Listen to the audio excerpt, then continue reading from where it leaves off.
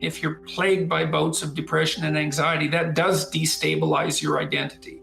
So it's almost by definition. But having said that, look, this is when habit and plan and strategy are so useful. So in the periods of depression that I've had, and some of them were long and certainly the most unpleasant experiences of my life. This is when you need a philosophy, let's say, that's allied with your vision and your strategy to sustain you. Because what would happen to me is that, I have a vision, and I suppose the vision is of a world that's better, that's less likely to descend into ideological catastrophe, and where people are more responsible and more awake and more educated and healthier. All of that, a vision of a better world, a world that's less hellish at least, but also a better world, and some sense of what role I might play in that. And so that's very motivating. Like, it's a profound goal to try to make things better. And you can do that locally. You can do that for yourself. You can do that for your family. You can do that for the broader community. And all of that's worth it, man. It's worth making some sacrifices for. It's worth suffering for to some degree. And then you decompose that into the day-to-day and week-to-week strategies and actions that you're undertaking, the plans and the activities that you're putting forward to make that dream a reality, to realize it. And then when the depression and anxiety come along, you think, part of it with depression, it's just bloody endurance. It's like you get up and you work through the next hour, you try to stay on track, you try to implement your strategic plans to the best of your ability, and you hope and you pray that you'll get through it. You'll get through it, and that the darkness will recede, and you stay on track. You eat even though you're not hungry. You get up even though you want to stay in bed. You interact with people even though you'd rather be alone. And it's the benefit of disciplined habits can sustain you. It's like the boat you're rowing in through a terrible storm, leaks and all, and maybe you'll be overwhelmed, but you have the boat and you can row forward, and that's what you've got. And so endurance is a huge part of it. And then I would say with its anxiety, it's the same thing. It's like, or very much the same. You're terrified and uncertain, but you move ahead to the best of your ability. And again, you operate at least to some degree on hope. And if you haven't got hope, then you've got blind, bloody endurance. And that's all motivated by some sense that you're working towards something that's worthwhile working toward, and that is, that's your own long-term well-being, to treat yourself properly. It's the stability and productivity and harmony and health of your family. That's a huge deal.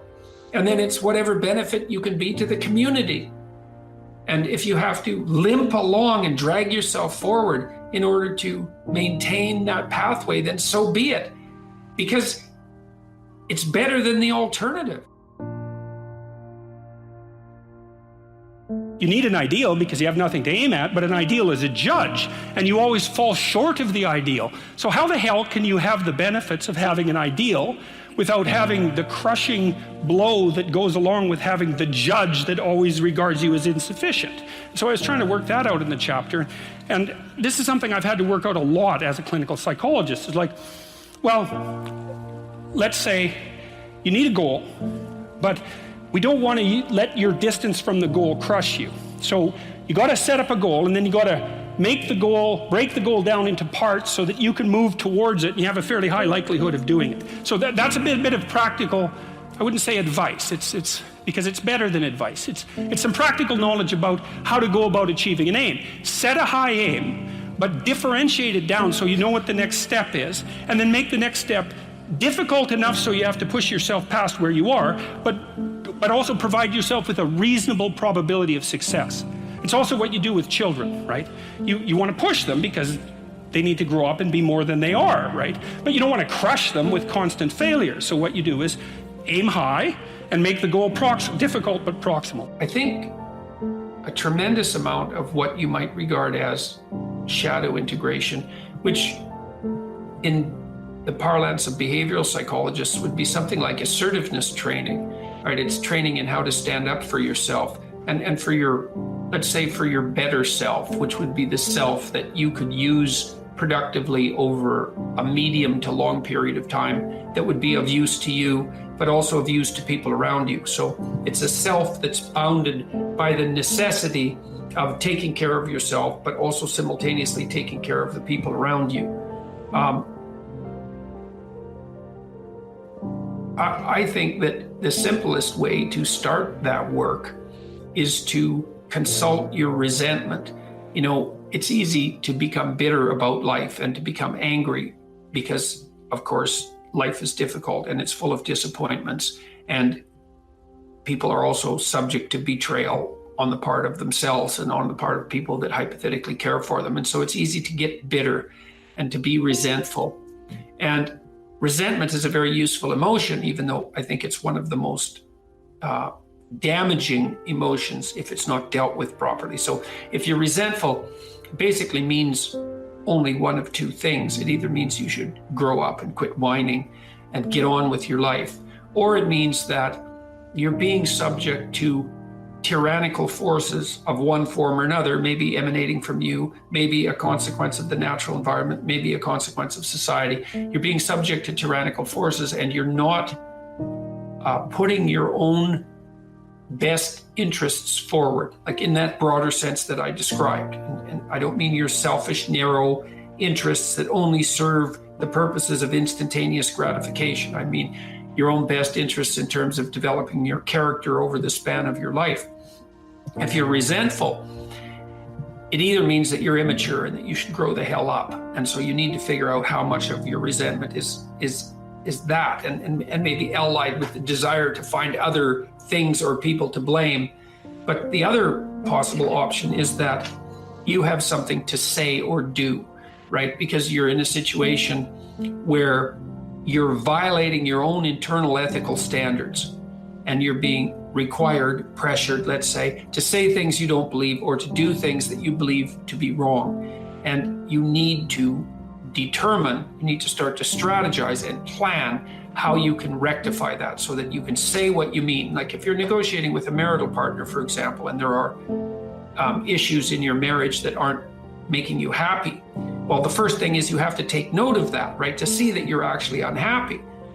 The second is that you have to be willing to engage in a certain amount of conflict, because in order to sort out what's disturbing you, you're going to have to lay your concerns out on the table and say, well, look, this is bothering me. You don't have to say, well, I'm right and you're wrong and you have to fix this. You have to say, well, I've noticed that this pattern of interaction or lack of interaction, say, in our relationship is making me resentful and angry. And the danger of that, of course, is you're going to take it out on yourself and your partner.